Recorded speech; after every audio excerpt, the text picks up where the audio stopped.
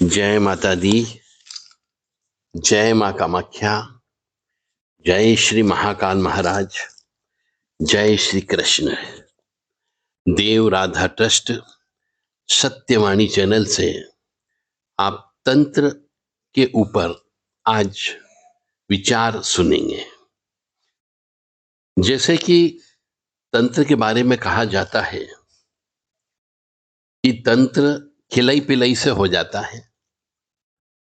किसी को मियादी दे दी जाती है, किसी के ऊपर भूत प्रेत छोड़ दिए जाते हैं, किसी के ऊपर चौकी छोड़ दी जाती है, किसी के ऊपर मसान छोड़ देते हैं, किसी के ऊपर चौगान वाली माँ को छोड़ दिया जाता है, किसी के ऊपर शमशान काली लगा दी जाती है, कोई व्यक्ति ओघड़ लगा देता है तो कोई पीर लगा देता है। ये तंत्र विद्या का आज के जमाने में मनुष्य के दिमाग के ऊपर ऐसा सोच चल रहा है। अब बताने वाले हजार प्रकार से बताते हैं।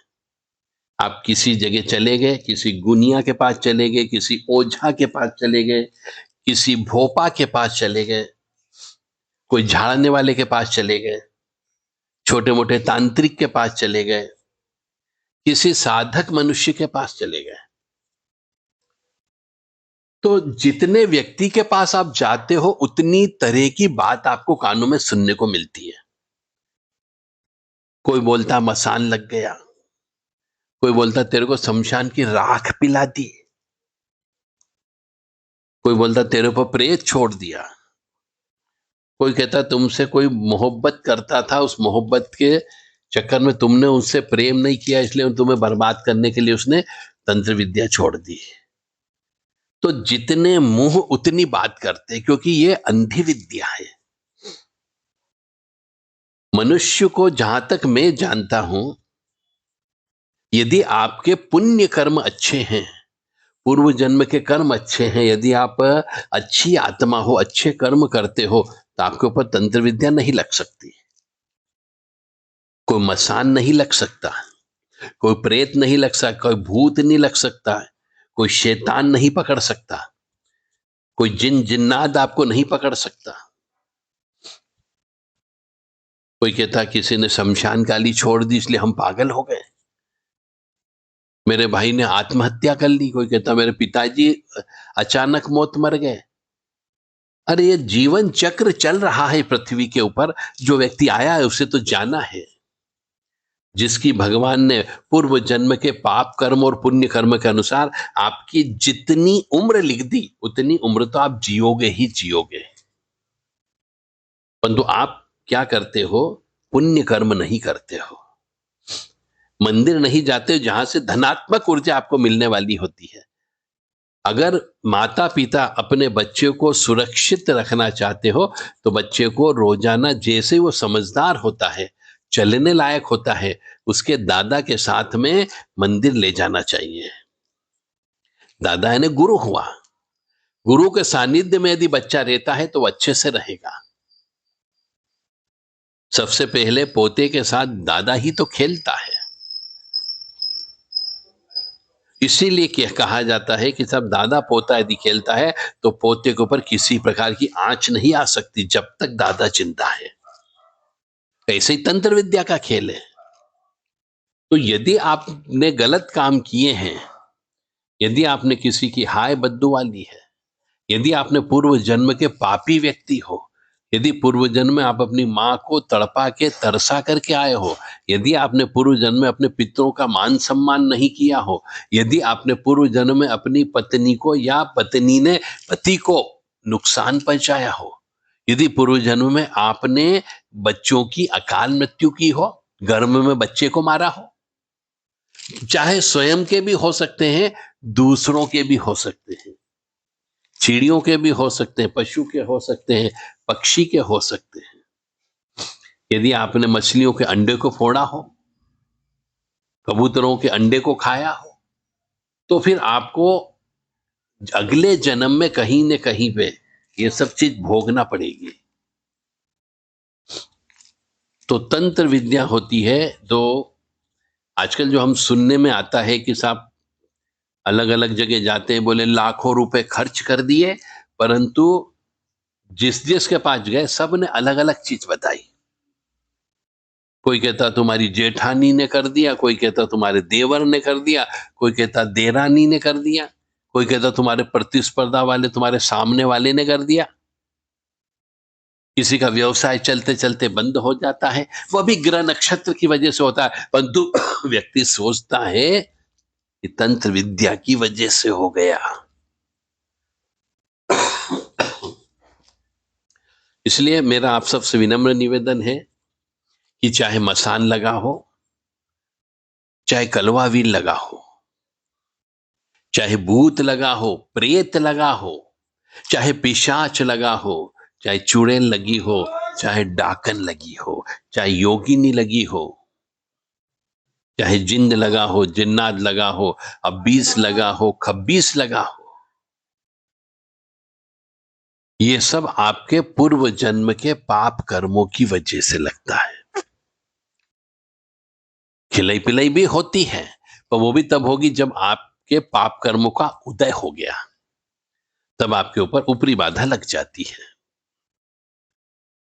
तो जीवन में पहले यदि आप वास्तव में तंत्र विद्या से बचना चाहते हो, अपन भी बचना चाहते हो, अपने परिवार वालों को बचाना चाहते हो, पत्नी बच्चों को बचाना चाहते हो तंत्र विद्या से, तो पत्रिका चेक करवा लो। और ऐसे व्यक्ति से पत्रिका चेक कराओ जो आपको बता सके, बुरी चीज भी आपकी बता सके, लिख करके दे सके कि आपके इसमें पूर्व जन्मों में ये पाप कर्म किए हैं, आप बुरे व्यक्ति हो, आपकी आत्मा बुरी है, आपका मन बुरा है, आप पापी व्यक्ति हो, इस जन्म में भी पाप करोगे, ऐसा लिख करके देने वाला व्यक्ति हो जिसकी विल पावर ज्यादा हो। अधिकांश ज्योतिषाचार्य आपको ऊपर ऊपर की चीजें बता देंगे कि अरे बहुत अच्छा है, पढ़ाई लिखाई हो जाएगी, सर्विस लग जाएगी, बच्चे हो जाएंगे, वो कुछ नहीं होता है। तो अनुभवी व्यक्ति जो स्पष्ट तौर से बताने वाला हो, उनसे आप बात करें। तो यदि आप यदि जो तंत्र से बचना चाहते हो, बचाना चाहते हो परिवार वालों को, आपको कोई डर है, तो अपनी पत्रिका अवश्य चेक करवा लो। आप चाहे तो हमसे चेक करवा सकते हैं पत्रिका, हम आपको बताएंगे कौन व्यक्ति पागल होने वाला है, कौन व्यक्ति की अकाल मृत्यु होने वाली है, किस व्यक्ति ने पूर्व जन्म में क्या पाप कर्म किए, और उस पाप कर्म का इस जीवन पर क्या प्रभाव पड़ेगा।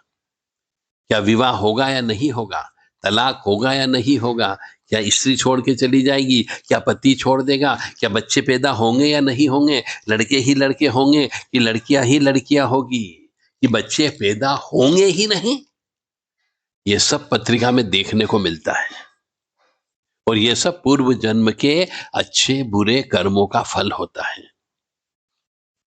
यदि आप पूर्व जन्म की कर्मों की खेती में यदि बुरे बीज डाल करके आए हो, कड़वे बीज डाल करके आए हो, जिससे कांटे ही निकलेंगे, तो इस जन्म में आपको कांटे ही जीवन में सहन करना पड़ेंगे। इस जन्म में आपको बहुत दुख की प्राप्ति होगी, दरिद्रता की भी प्राप्ति होगी, परेशानी भी होगा और कष्ट भी आएगा। और पूर्व जन्म में यदि आपने पुण्य के बीज बो करके आए हो, तो इस जन्म में चाहे पाप कर्म भी कर रहे होंगे तो भी आपको अच्छे फल की प्राप्ति होगी।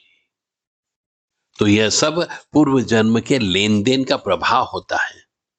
और फिर कोई व्यक्ति आपको यदि तंत्र के बारे में बता दे कि तुम्हारी जेठानी ने ये कर दिया, तुम्हारी देवरानी ने कर दिया, किसी पड़ोसी ने कर दिया, तुम्हारे कॉम्पिटिटर वाले ने कर दिया, कोई तुमसे जलन रखता उसने कर दिया, अरे भैया तो उसको दूर करो, बताने से काम नहीं चलता है। किसी ने मसान लगा दिया तो हटाओ उसको। तो इन सब चीजों को हटाने वाला, बताने वाला ही यदि सही नहीं होगा तो वो हटाएगा नहीं।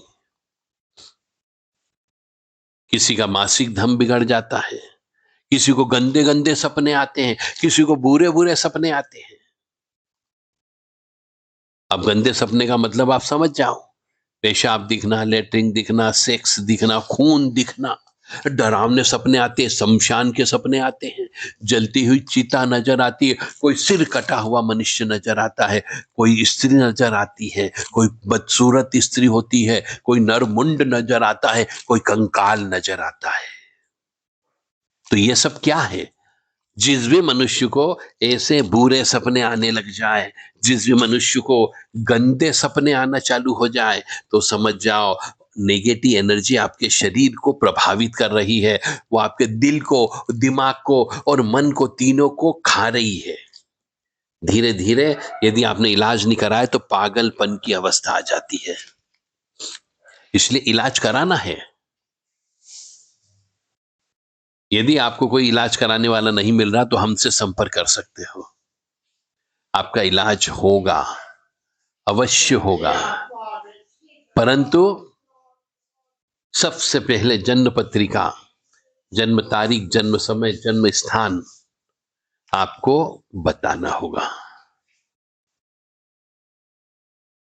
चाहे मसान लग गया हो, चाहे शमशान की राख खिला पिला दी गई हो, चाहे चौकी लगा दी गई हो, चाहे मियादी बिठा दी गई हो, हर साल किसी की मृत्यु हो रही हो, कोई पागल हो जा रहा हो, घर में अकाल मौतें होना प्रारंभ हो गई हो, घर के अंदर क्लेश होता हो, घर के अंदर अशांति होती हो, घर के अंदर दरिद्रता का वास हो गया हो, बच्चे पढ़ लिख करके शादी ब्याह नहीं हो रही हो, बच्चे के पढ़ लिखने के बाद में विवाह नहीं हो रहा हो, बच्चे के पढ़ लिख के करने के बाद में सर्विस नहीं लग रही है, घर बैठे हैं, दिमाग खराब हो रहा है, घर में उठापटक हो जाती है, तिल का ताड़ बन जाता है, राई का पहाड़ बन जाता है, छोटी छोटी बात का बतंगड़ बन जाता है और एक दूसरे के ऊपर हाथ पैर चलाने लग जाते हैं। ये सब सिम्टम ऊपरी बाधा का है, प्रेत बाधा का है, जिन जिन्नात का है, अदृश्य शक्तियों का होता है, मसान का होता है। और कई बार तो ऐसा भी होता है कि हमारे बहुत से जवान युवा पीढ़ी के ऊपर जवान स्त्री लग जाती है, वो उसके साथ सहवास करती है, संभोग करती है और आए दिन संभोग कर करके उसकी शक्ति को नुकसान पहुंचा देती है, उसको पंगु बना देती है। और कई बार तो जवान स्त्री के ऊपर कोई जवान आत्मा लग जाती है लड़के की, तो उसके साथ दिन में रात में हर कभी सहवास करता है, उसकी सेक्स करने की इच्छा पैदा हो जाती है और वो करती भी है। परंतु जब वो अपने परिवार वालों को बोलती तो कोई मानता नहीं है कि मेरे साथ ऐसा कर्म हो रहा है, मेरे साथ ऐसा कुकर्म हो रहा है। कोई चीज अचानक मेरे शरीर में घुसती है और मैं नींद चली जाती हूं और मेरे साथ सहवास हो जाता है। ये भी तंत्र का खेल है। तो ऐसी प्रेत आत्माएं, ऐसी अदृश्य शक्ति, ऐसी चुड़ैलें, ऐसी डाकन कह लीजिए, ऐसे पिशाच कह लीजिए, जो मनुष्यों के वीर्य को पीने का काम करते हैं, जो स्त्री के साथ सहवास करते हैं, उनको भी हटाने का काम हमारे द्वारा किया जाता है। चलते चलते यदि दुकान बंद हो गई हो तो भी उसको खोला जा सकता है। फैक्ट्री चलते चलते बंद हो गई हो तो उसे चलाया जा सकता है, बशर्ते कि आपके इस जन्म के पुण्य क्या है। क्या आपने महीने में एक बार चोला चढ़ाया है? क्या महीने में एक बार हनुमान जी के यहाँ जाते हो? क्या आपने वर्ष में एक बार अखंड रामायण करवाते हो? क्या 2-3 साल में एक बार आप श्रीमद् भागवत कथा महापुराण करवाते हो? नहीं करवाते। क्या आप हर महीने या 2-3 महीने में या 6 महीने में एक बार चंडी यज्ञ करवाते हो?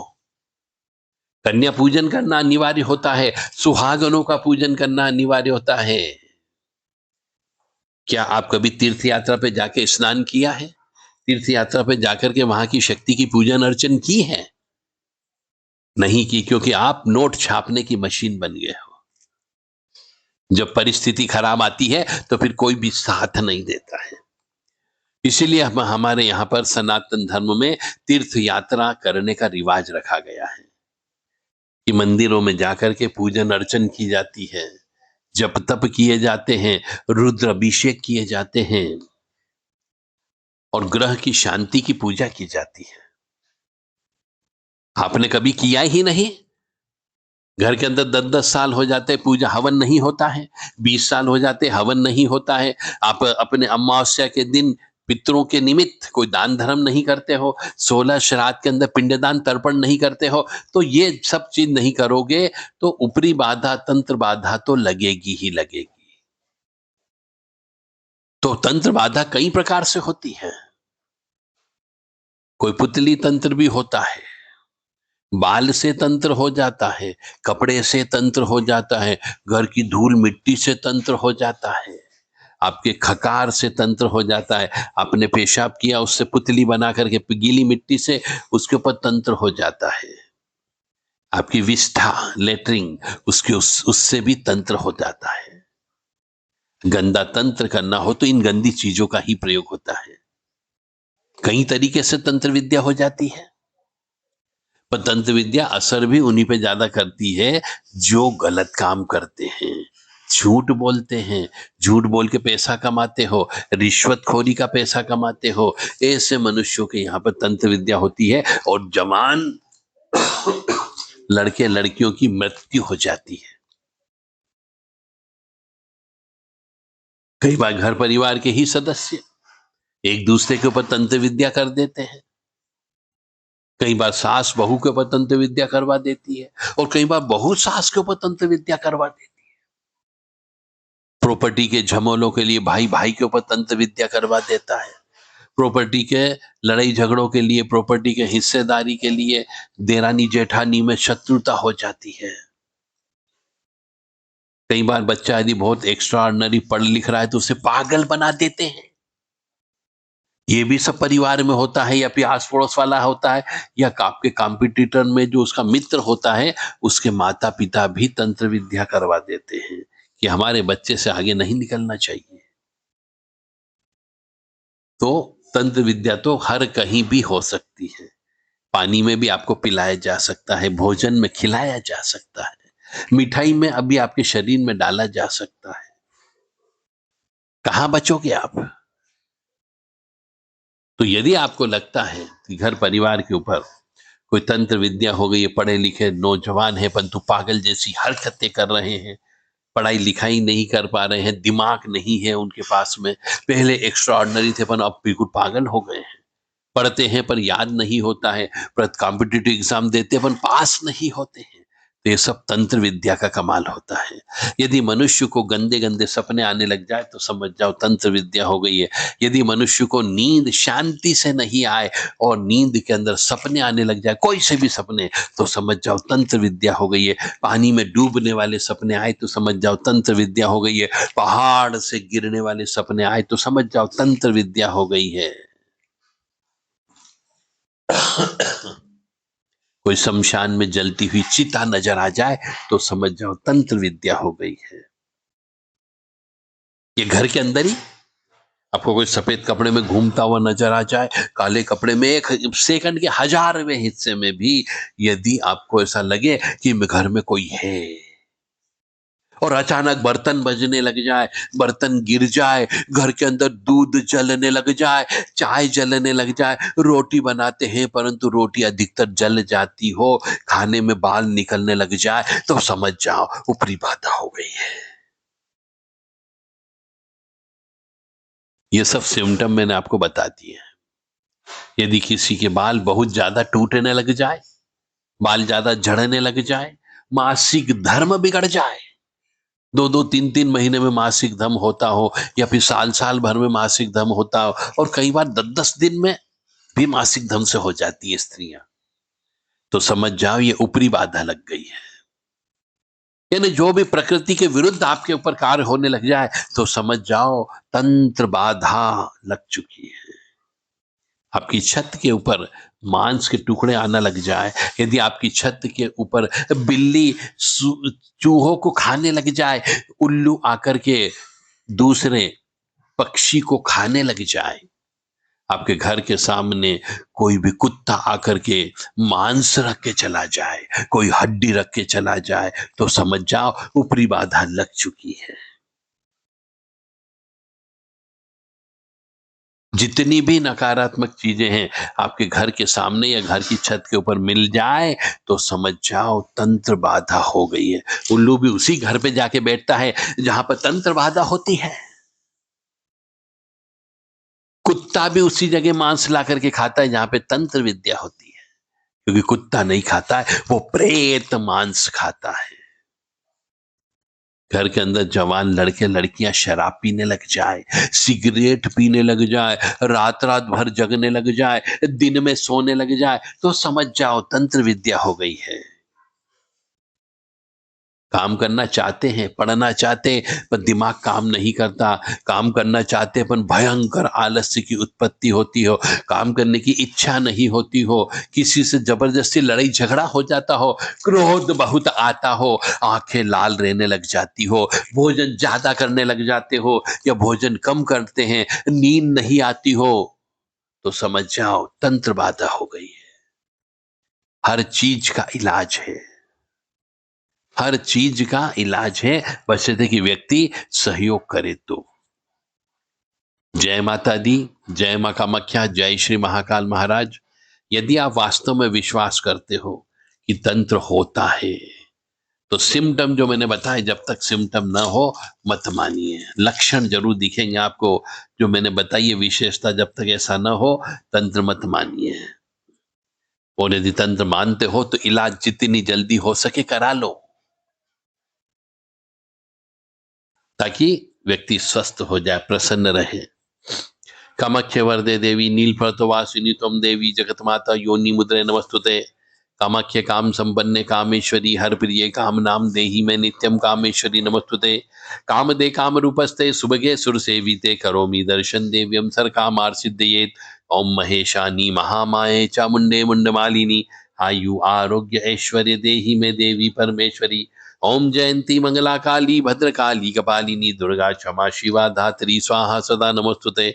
ओम सर्वमंगल मांगल्ये शिवे सर्वासादिके शरण्ये त्र्यंबके गौरी नारायणी नमस्तुते। दुर्गति नाशिनी दुर्गा जय जय, काल विनाशिनी काली जय जय, उमा रमा ब्रह्मानी जय जय, सीता राधा रुक्मणी जय जय, काली काली महाकाली काली के पाप नाशिनी, खड़ग हस्ते मुंड हस्ते काली काली नमस्तुते। यदि मैंने जो आपको आज कहा, इनमें से कोई सा भी सिम्टम यदि हो तो तुरंत जितनी जल्दी हो सके इलाज करा लें। बाकी आपकी इच्छा, क्योंकि तंत्र को तंत्र के तरीके से ही काटा जाएगा। तंत्र को कभी भी सात्विक पूजा पाठ से नहीं काट सकते, यह मान करके चले, क्योंकि तंत्र जैसा लोहा लोहे को काटता है, इसी प्रकार से तामसिक चीजों से ही तामसिक चीज को हटाया जा सकता है। जय माता दी, जय मां कामाख्या, जय श्री महाकाल महाराज, जय श्री कृष्ण। मां भगवती जगत जननी आद्य शक्ति भवानी आह्लादिनी शक्ति कष्ट निवारिणी दुख निवारिणी महिषासुर मर्दनी चंड मुंड नाशिनी सिंहवाहिनी क्लेश नाशिनी पाप नाशिनी दुरितापहारिणी शत्रु संग विदारिणी, आप सभी को मां भगवती प्रसन्न रखे, सुखी रखे, स्वस्थ रखे और निरोगी काया दे, और विशेष तौर से तंत्र मंत्र काला जादू से आपको बचाए। ऐसी कामना हम मां जगत जननी से करते हैं और करते रहेंगे। योनि मात्र शरीराय कुंजवासिनी कामदा रजस्वला महातेजा कामाक्षी ध्याय ताम सदा। काम प्रिया कामरता कामा काम स्वरूपिनी कामिनी कामिनी काम्या कामुका कामचारिणी काम बीज स्थिता काम पीठ निवासिनी कामदा कामहा काली कपाली करालिका या देवी सर्वभूतेषु शक्ति रूपेण संस्थिता। नमस्तस्यै नमस्तस्यै नमस्तस्यै नमो नमः। जय माता दी, जय मां कामाख्या, जय श्री महाकाल महाराज, जय श्री कृष्ण। ओम मृत्युंजय महादेव त्राहि मां शरणागतम जन्म मृत्यु जरा व्याधि पीड़ितम कर्म बंधने। जय मां।